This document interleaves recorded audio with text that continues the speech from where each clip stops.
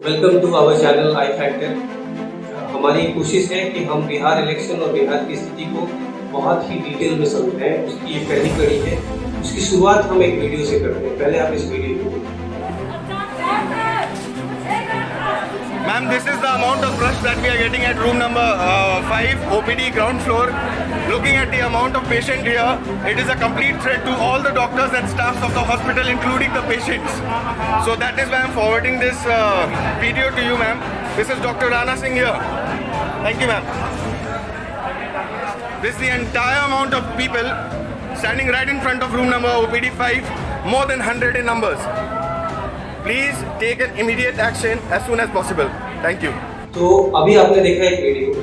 ये वीडियो है बिहार के बहुत ही फेमस गवर्नमेंट हॉस्पिटल। अगर बिहार में किसी एक व्यक्ति को दूर दराज के जिले में अगर बहुत ही सीवियर बीमारी हो जाए तो वो इसी हॉस्पिटल की तरफ भागता है ताकि उसका इलाज हो सके। ये उस हॉस्पिटल का स्थिति है। लेकिन ये वहाँ का स्थिति ऐसा क्यों है, इसको समझते हैं।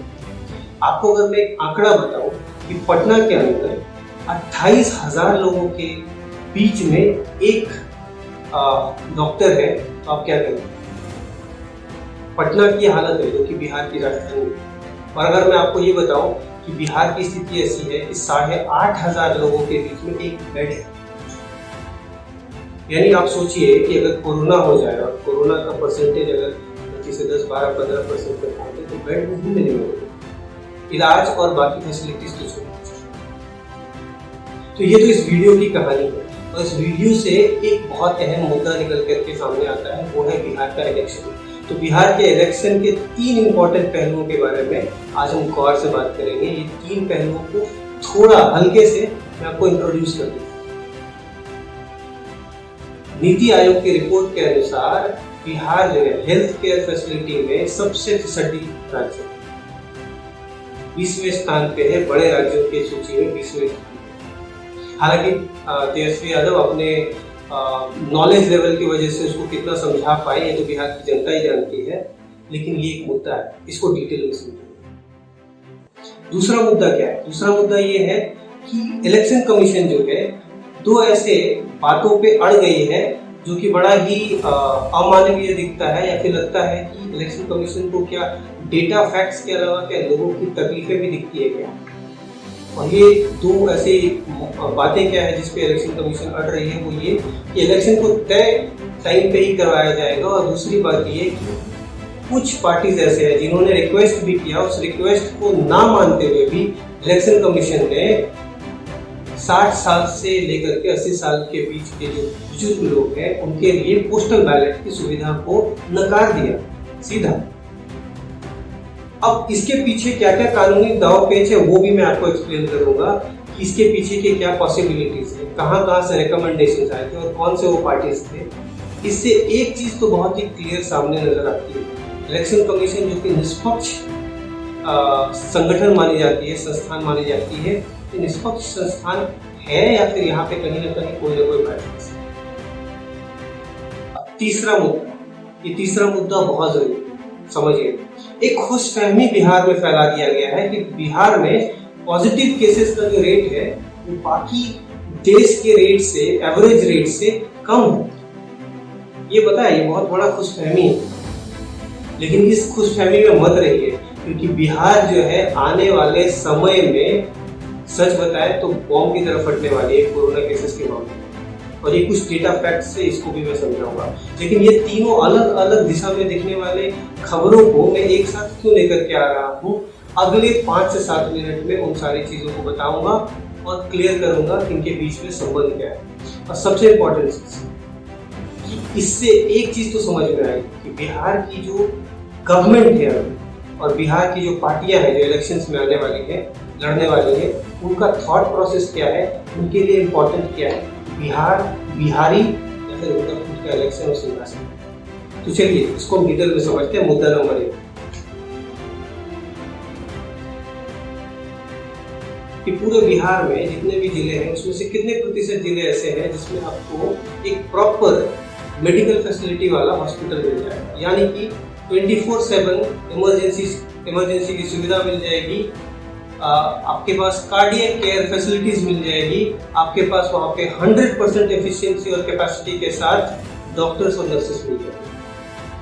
आपके मन में अगर कोई नंबर दौड़ रहा होगा तो मैं उसको तुरंत ही आपके सामने ओपन करूँगा। देखिए, किसी भी राज्य के मेडिकल फैसिलिटी को अगर आंकना हो तो दो चीज़ों पे आप उस चीज़ को आंक सकते हैं। पहला होता है ह्यूमन रिसोर्स यानी वर्कफोर्स, यानी डॉक्टर, नर्सेस, सपोर्ट स्टाफ, इनकी कितनी संख्या है, क्या ये 100% कैपेसिटी के साथ है। दूसरा, कितना इंफ्रास्ट्रक्चर है, यानी कि कितने हॉस्पिटल्स, कितने PHCs अवेलेबल है और उसके अंदर क्या क्या इक्विपमेंट्स है, यानी कि इंफ्रास्ट्रक्चर। दोनों ही मामले में बिहार बहुत पिछड़ी है। जब मैं बार बार बोल रहा हूँ बिहार बहुत पिछड़ी है तो बुरा मत मानिए, क्योंकि इसमें हमारा कोई गलती नहीं है। बिहार सरकार पिछले कई सालों से, चाहे वो पिछली सरकार लालू प्रसाद यादव की रही, राबड़ी देवी की रही, या नीतीश कुमार की रही, या महागठबंधन की रही, सभी सरकारों ने हेल्थ केयर के अंदर जो इन्वेस्टमेंट है सबसे कम किया बाकी राज्यों के मुकाबले। उसमें एक आपको स्थिति बताता हूँ, एक नर्स जो कि पिछले 6 महीने से जिसकी सैलरी नहीं मिली, वो जाती है और दिन भर काम करती है, पानी पीने का फुर्सत नहीं होता है, और अगर कुछ गड़बड़ी होता है, अगर वो समय पे आपके पेशेंट के बेड के पास नहीं आ पाती है तो उसको 10 गाली भी सुनने को मिलती है। दुनिया भर की गालियां सुनती है, दुनिया भर के तकलीफें झेलती है, और फिर भी सेम मोटिवेशन के साथ अगले दिन हॉस्पिटल आती है। लेकिन आपको पता है कुछ, बिहार हमारा एक ऐसा महान राज्य है जहाँ पे इलेक्ट्रॉनिक HR मैनेजमेंट फैसिलिटीज में 0 नंबर ऑफ प्लेस है।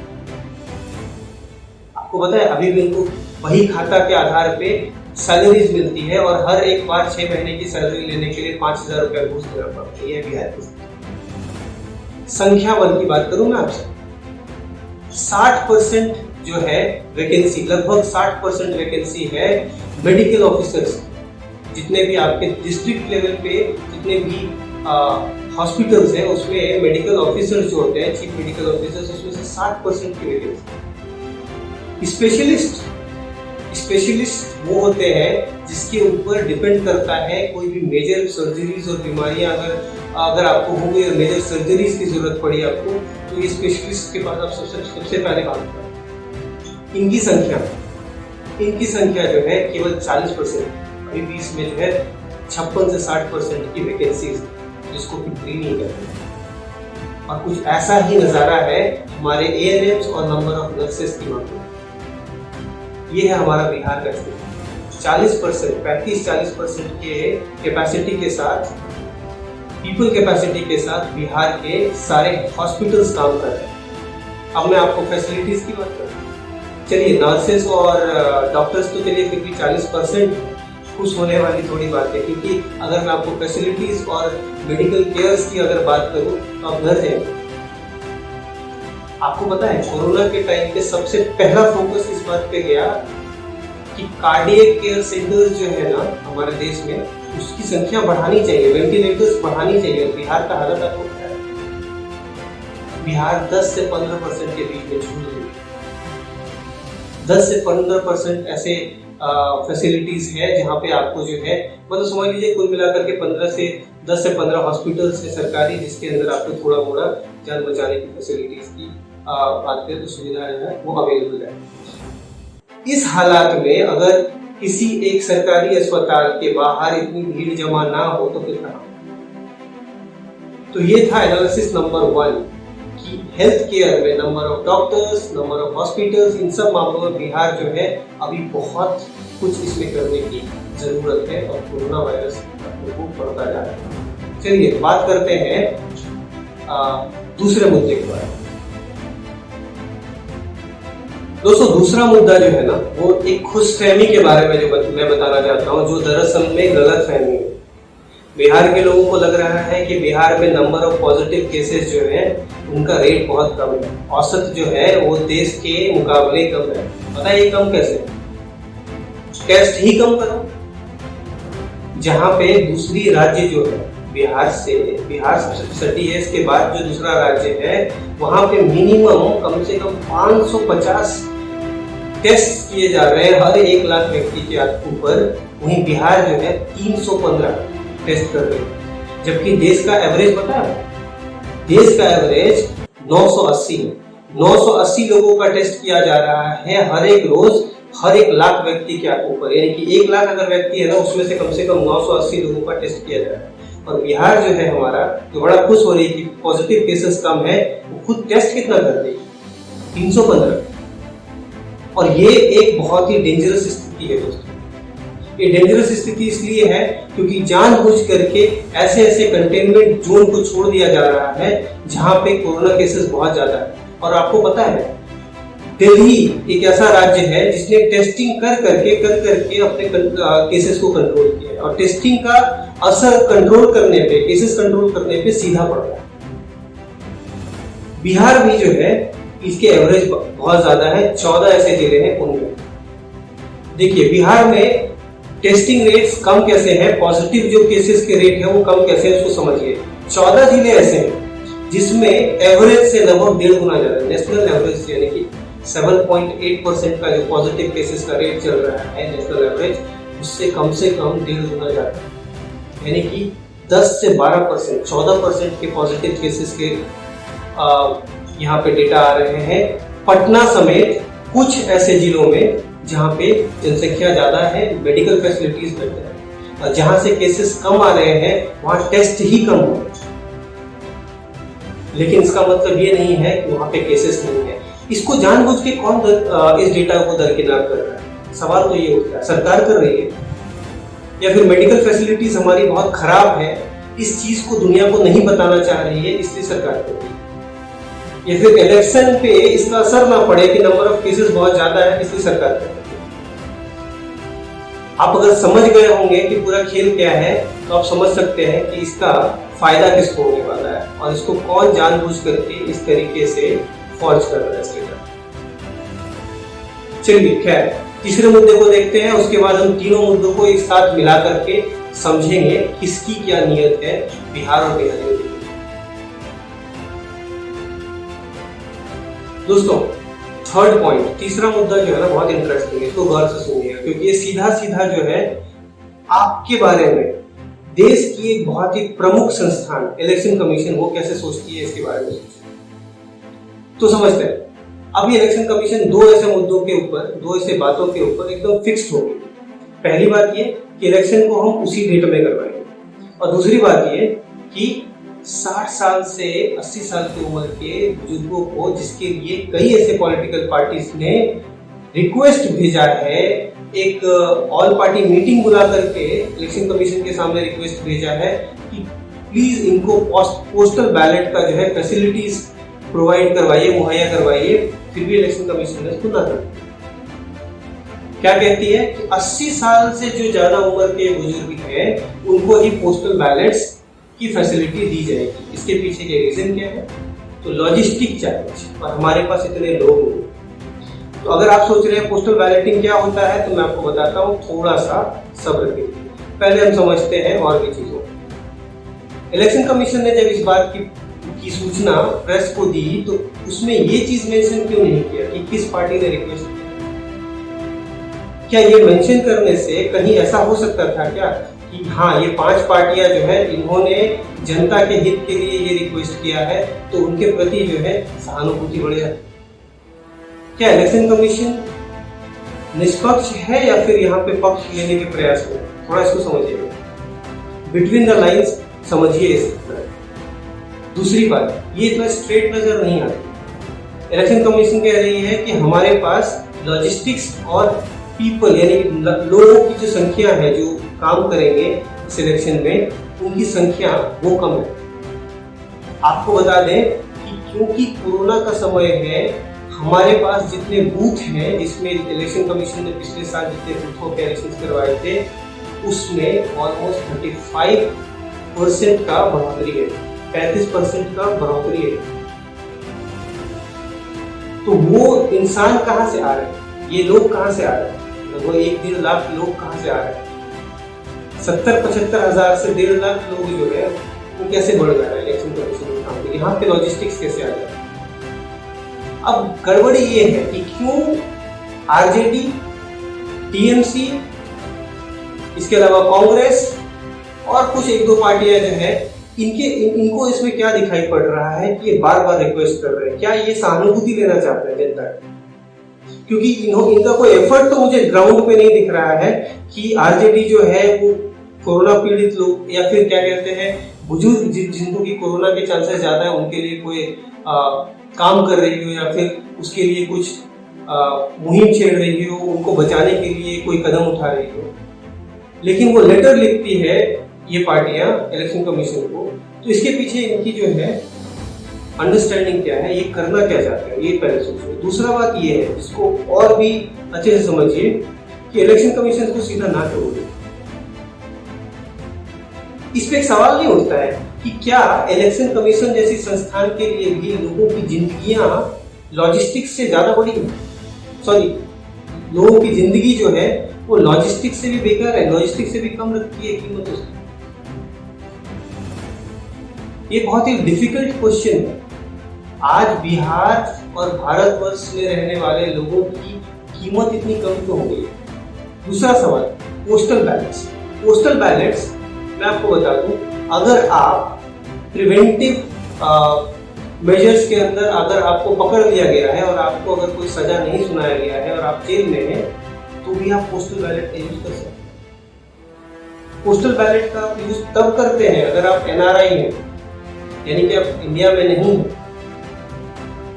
तो मतलब पैसे अगर आपके पास खर्च ना हो और वहां से इंडिया आने की आपको जरूरत ना पड़े, तो पैसे खर्च ना हो, इसलिए इलेक्शन कमीशन उनके लिए पोस्टल बैलेट्स का इंतजाम करती है। लेकिन यहाँ जिंदगियां खर्च हो रही है, यहाँ पोस्टल बैलेट्स का इंतजाम। इस एक घटना ने इलेक्शन कमीशन के ऊपर भी कई सारे सवाल। चलिए, अब ये 3 मुद्दे हो गए। अब एक काम करते हैं, इन तीनों मुद्दों को एक साथ मिला करते हैं।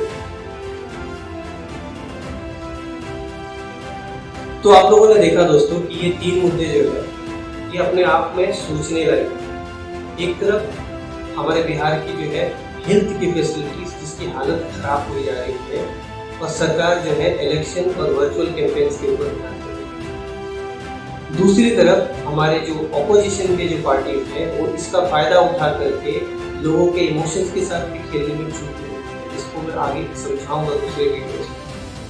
तीसरी बात ये कि इलेक्शन कमीशन जैसी संस्थान जो कि निष्पक्ष माना जाता है और उनको रहना भी चाहिए, वो भी कहीं ना कहीं नजर आ रही है कि वो भी लोगों के प्रति संवेदनशील नहीं है।